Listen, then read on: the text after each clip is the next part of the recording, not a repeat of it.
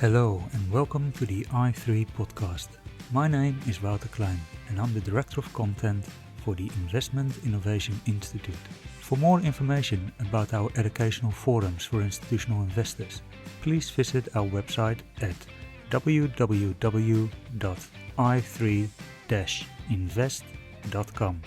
There you can also subscribe to our complimentary newsletter i3 Insights, in which we discuss investment strategy and asset allocation questions with asset owners around the world. Now, as you all know, we love our disclaimers in this industry, so here's ours. This recording is for educational purposes only. It does not constitute financial advice. Please enjoy the show.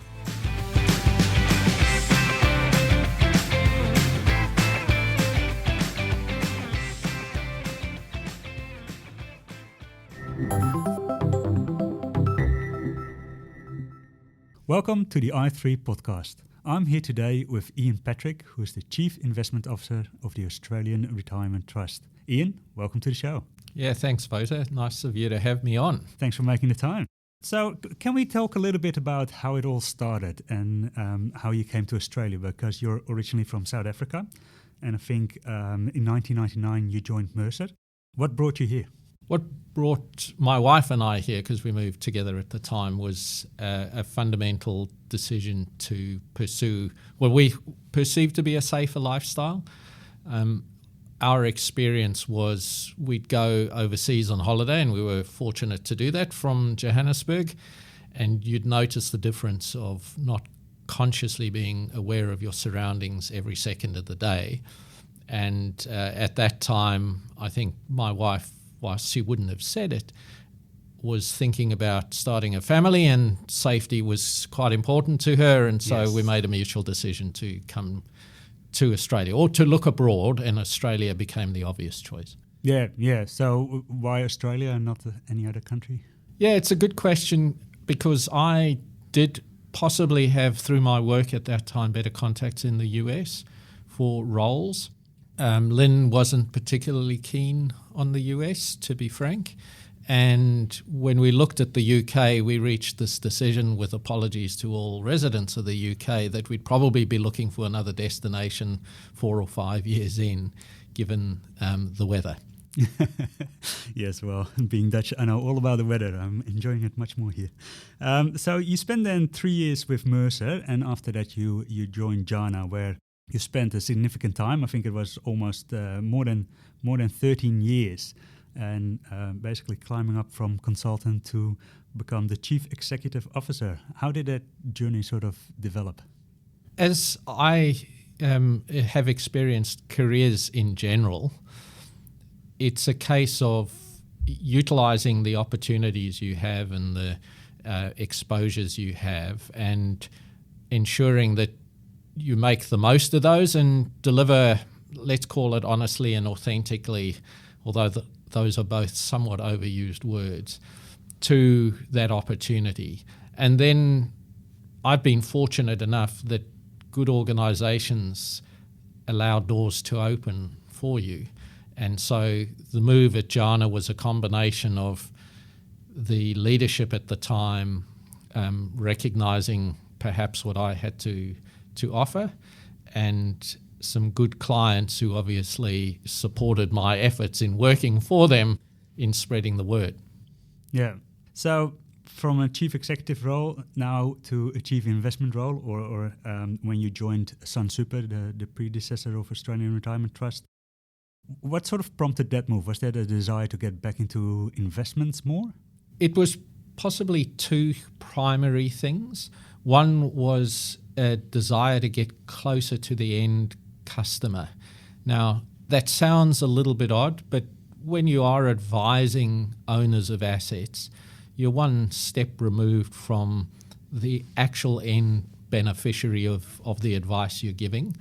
And whilst that's not hugely problematic, there was a deep desire to get closer to that mission, if I can describe it that way.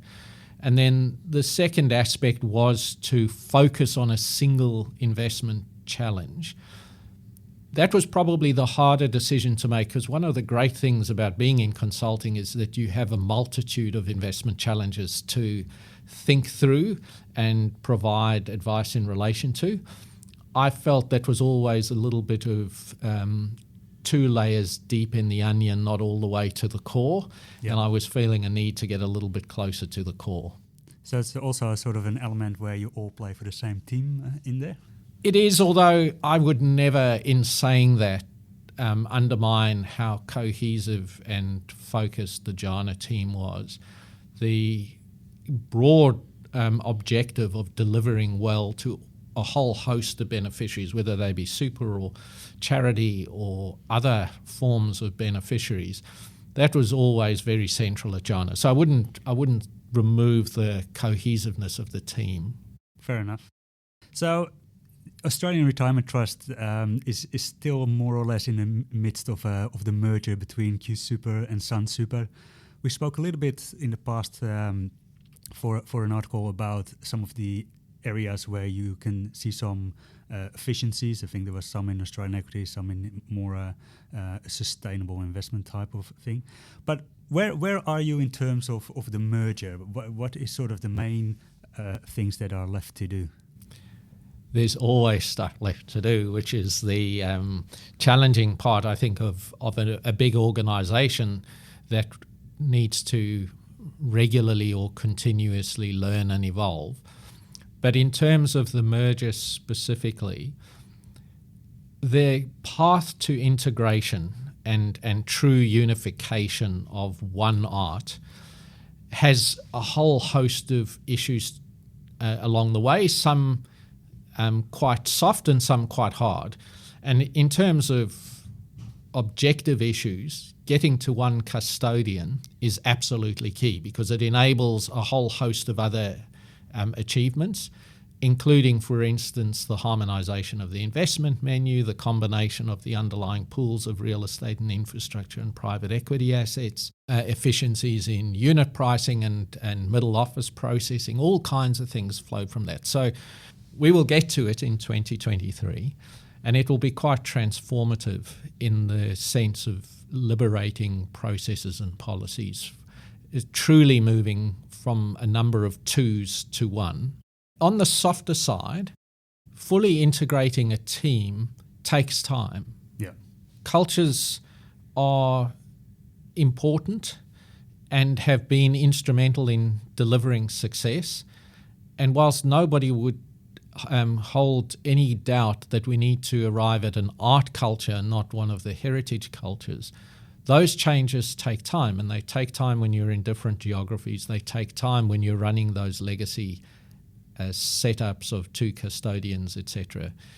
And we continually work at building the art culture, but that takes time. And cultures don't stand still, as you and I both know. So there will always be work to do. I'm glad to hear you say art, because when I wrote it once, they say, no, it's ART, don't call it art. But we're now allowed to call it art? We're instructed to call it art. Now, my branding colleagues may be a little bit perturbed by me saying we're instructed. No, the desire is to call it either the full name, Australian Retirement Trust, or art. And ART as an acronym has fallen by the wayside. I think a lot of us were originally sensitive to using art because it could be fluffy, it could be trademarked, it could be anything. But right now, everybody's comfortable with either the full Australian Retirement Trust or art. I'm glad, because I think it's great to call it art. So when we look at the merger, I think when we spoke earlier about the merger, I was sort of interested in the fact that when you actually sign sort of the memorandum of understanding, there's a whole bunch of hurdles in place that allow you or don't allow you to look at the investments in case the merger doesn't go ahead. So you sort of go not blind, but with very limited view into the merger. How is that sort of now panned out, that you basically have, access to all the books and see what's there? Has that been sort of a relief? Has it facilitated the process, or do you then just get a sense of the inherent complexity of the portfolios? I think the benefits of broad disclosure, portfolio holdings disclosure, the benefits of conversations all the way through the process in the lead up to SFT gave a sense of the nature of the portfolios. The things that were precluded from discussion were terms and conditions. Yep. What were the specific terms of a mandate? What were the specific fee and other conditions attached to that mandate? And then, of course, some of the specific IP, if I can call it that went into portfolio construction. Now, I don't want to overplay the last, because I think that can be overdone.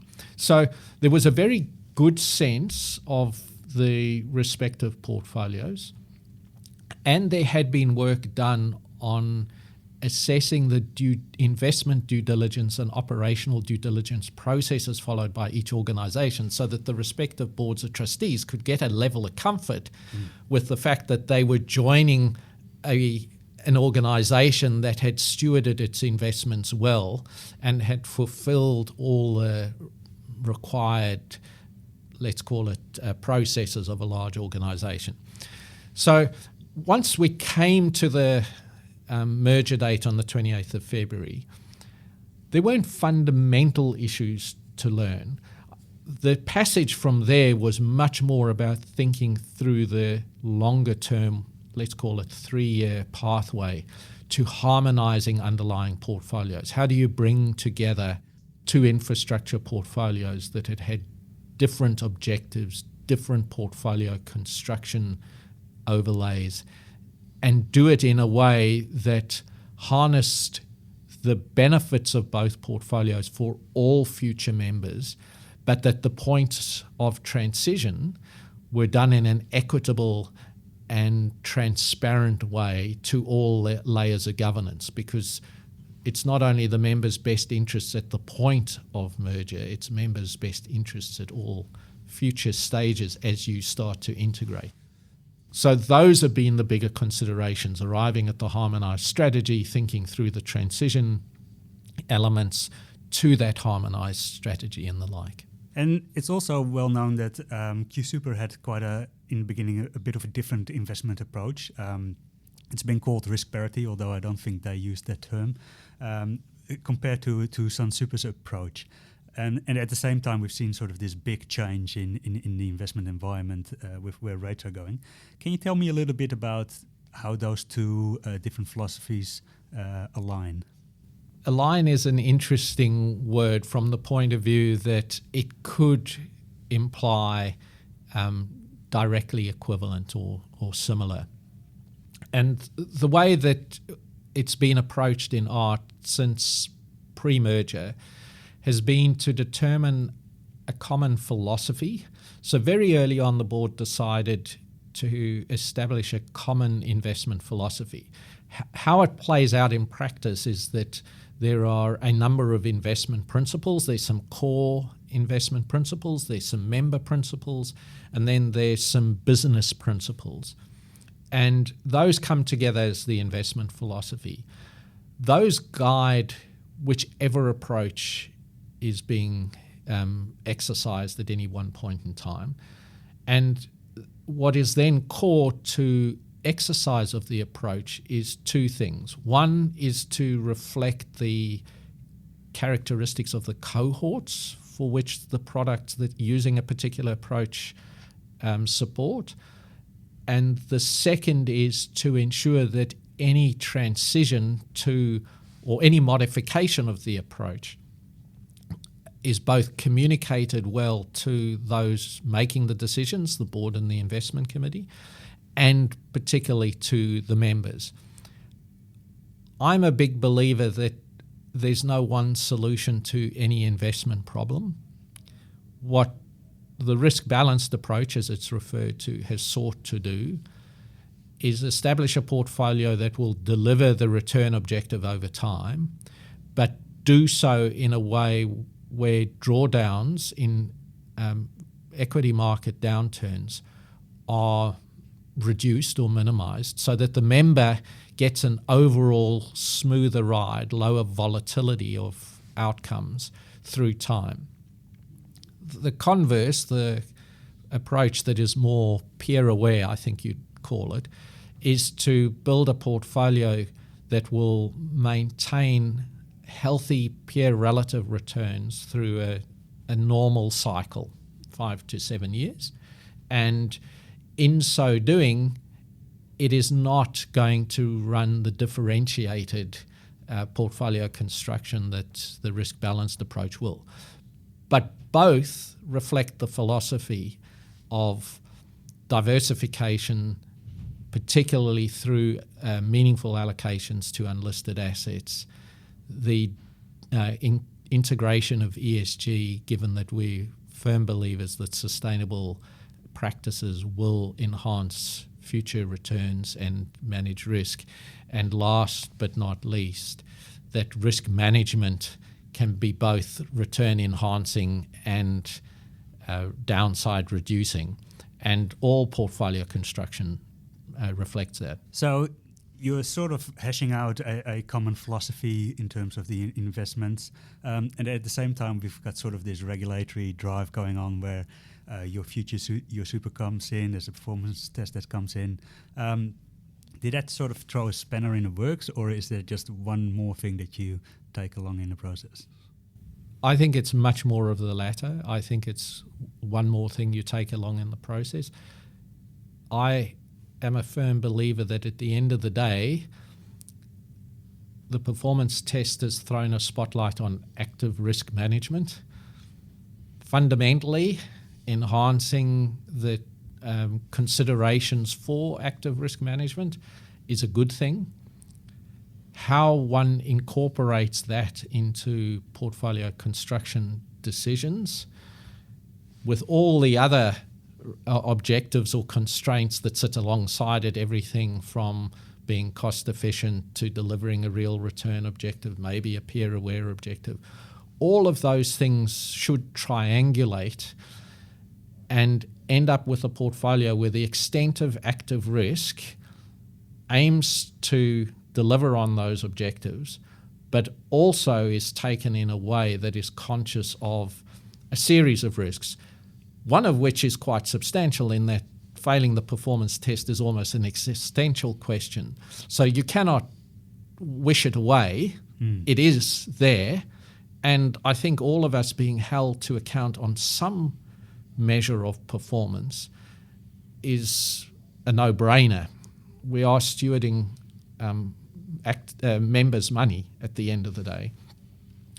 So what have I really said? I said it's there, it features in active risk, but if one is true to the mission of delivering retirement outcomes, that's what we're supposed to do. Take active risk and deliver an outcome relative to that active risk. Yeah. So I want to get your ideas as well a little bit about sort of the structure of the superannuation industry, because the merger makes a rather large fund, and I understand that there are some projections that say over the next decade art will grow to almost $1 trillion. How do you see that changing for the organization in terms of your role as a CIO, but also in terms of what you can do as a fund in terms of the investment? So, I mean, at the moment there's sort of a large home bias, which I think will become more problematic if we have a couple of $1 trillion super funds investing all in the Australian market. How do you see some of these changes play out? I think I'll take the two in turn because they're quite different. I'll start with let's call it the impact of scale on an asset owner. There's certainly aspects of diseconomies of scale, and you've highlighted one, which is, for instance, active Australian equities. The capacity to achieve alpha in Australian equities will be perhaps increasingly challenged. I think the jury is out in some respects, because the top 50 or the top 100 and the capacity to eke out incremental returns, I think persists through time.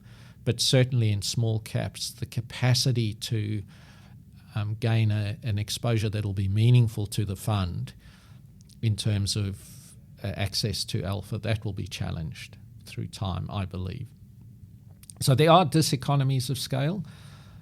Some might argue there are other investment opportunities that are diminished, perhaps in smaller sectors of the property market, domestically, etc. That's possible. But I think those diseconomies are significantly outweighed by the benefits of scale. And some of those benefits are increased ticket size in whatever unlisted asset class you happen to be talking about, and the ability, if it's an asset, a direct acquisition, the ability to hold additional board seats and therefore exert more control and, as a consequence, deliver stronger operational performance, perhaps, which ultimately is alpha from those unlisted assets, all the way through to influencing the terms on a desirable private equity fund. I think as a large investor writing a larger ticket size, you certainly can extract added value, whether that's operational alpha or let's call it terms alpha, fee alpha, because at the end of the day, reduced fees are enhanced return, all other things being equal. Yeah. I think the other advantage of scale is in relation to the pursuit of a myriad of strategies that just aren't available to smaller funds. Within that, I'd include aspects of liquidity provision.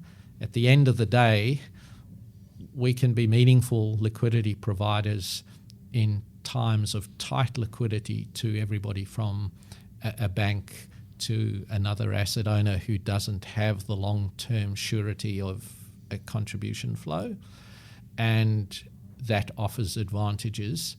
You have to be set up to exploit them. And then there's the capacity, if we reflect currently on something like the housing accord, to play a role in, let's call it, building out new opportunity sets.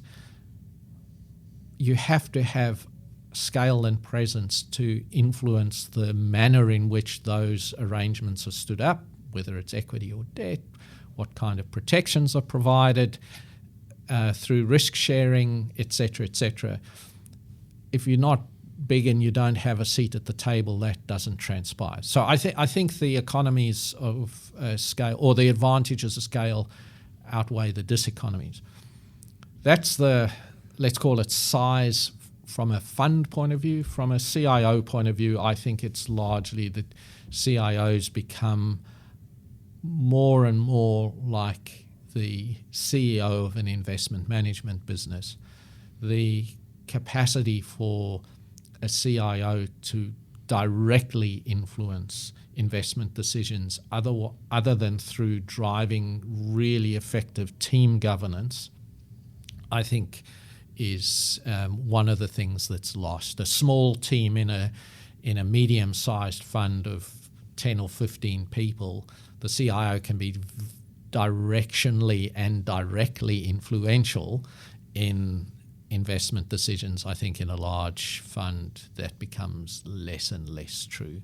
Yeah. If we come back to sort of that the scale question, I got a little bit of a sense as well that you see perhaps more of a drift towards unlisted assets and almost like a little bit of the flavor of the Canadian model there. Is that right?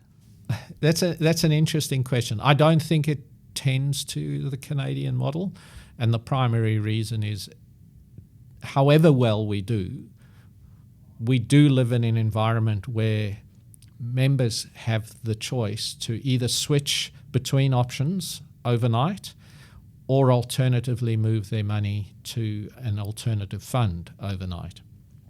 Each of those is an liquidity event for the member, but it is a transformation internally of liquidity from one pot to another pot in the fund. And that does put, in my mind, an upper limit on the extent of illiquidity that a large public offer fund like ART or any of the others of our peers can take on. What that number is I think open to debate, but there is an upside limit to it. And as a consequence, some of the really long-term Canadian funds with truly long-term liabilities, I think will always have net more illiquidity than an Australian superannuation fund. The other difference with the Canadian model is the Canadians tend to manage quite a bit in-house as well. And I think in the past we've spoken about this topic, and you're not too keen on bringing a lot in-house. Can you tell us a bit why? There are principally two reasons, I'd say, Vota. Both come from the legacy of where QSuper and Sunsuper respectively came from. One of those is a fundamental test that internalisation needs to deliver the same net return outcome. So yes, you can bring down fees, but if the net return outcome is diminished relative to the alternative of external management, then you have to question, is that in the best financial interest of members? Now, future returns are not assured. So the next stage question becomes, well, what would be required to deliver that same net return? And to me, that says you have to be able, through time, to continuously retain a team of the best quality investors you can find in the globe, because that's the alternative. Going externally, in theory, gives you access to teams of the highest quality, provided you can form those relationships and align interests. And align interests is tough because there is always a principal agent issue, but I'd argue that some of that principal agent issue exists in the fund anyway. So it's that test about, can I sustainably employ, retain, and align culturally an internal team that delivers the same net returns? That's the one. The second is, we are going through transformation. As I mentioned right at the start, harmonising two portfolios, building the art culture, extending our investment in technology to serve the two teams in a consistent way. All of those things are an element to change that I think, if you overlaid further change of internalising teams, could really challenge the fabric of the team and could really challenge the extent of capacity in support services. Because you being on an internal equities team, you're making demands of IT people, of other change people, at a time when the organisation is going through some level of transformation. And so I have used this analogy, it's a little bit tortured, is that before you run the 800 metres, make sure that you're up to scratch for the 400 metres. Yep. Because one speciality is hard enough, two is really tough. Do I get a little bit of a sense, though, that it's never say never? There might be at some point in the future where it makes more sense? I think your sense is right, and the same would be true, to give you a little bit of insight into what transpired in Sunsuper, which I'm obviously familiar with, is that we undertook an extensive exercise in 2020, just at the time merger was becoming real. The exercise was already in train, and then the merger landed, to examine what the future investment model might be for a $50 billion fund that could end up at $150 billion. And our conclusion then was not dissimilar, in that there was an investment to be made in a number of initiatives over a 3-year horizon to strengthen the base, and that we'd re-examine the question at the three-year horizon. I think you're hearing, without me saying it explicitly, something similar, in that integration is an 18-month to 3-year journey. During that time, we will continue to evaluate where we were at on the question of internalisation, and we may take a bolder step in 3 years' time. Having said all of that, there are things that are strategically important to internalise, aspects of rebalancing, currency hedging, exposure management from a liquidity point of view, etc. Those are all critically important functions, some of which in mid-size or smaller funds, or even in the case of Sunsuper, were historically outsourced to a level. Those will increasingly become internalised because they are crucial to the operation of the fund, as opposed to origination of an infrastructure asset where there may well be better qualified people to do that. Yeah. So it's also horses for courses in that sense. Now, you've mentioned the term liquidity a couple of times, and we just had the pandemic, and we saw the early release, and you've sort of talked a little bit about the liquidity waterfall that you had to put in place at a relatively short notice. So we've sort of covered that off in an article previously. Can you tell us a little bit about other learnings from the pandemic where maybe it challenged your existing ideas about the investment strategy, or how the influence of macro effects on it? I'll speak more specifically to our experience, and I have to reflect on Sunsuper because that was the experience I lived through day to day at that time, and with all apologies to my legacy QSuper colleagues.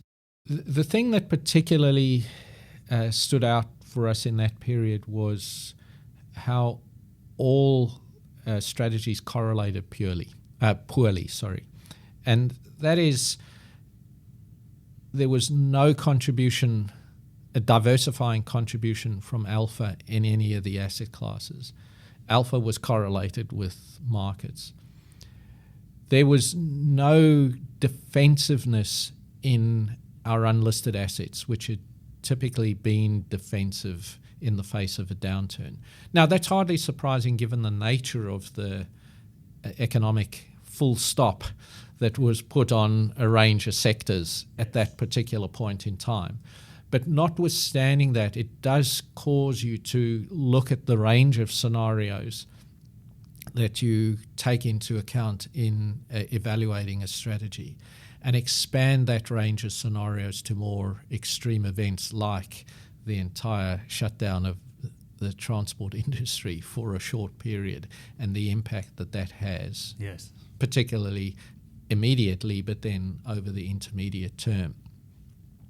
So that was probably the biggest takeaway in addition to liquidity.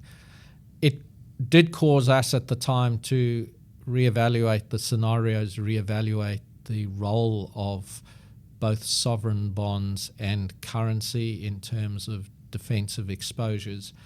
And some of that is mirrored equally on the legacy QSuper side, in fact. So are two crises ever exactly the same? No.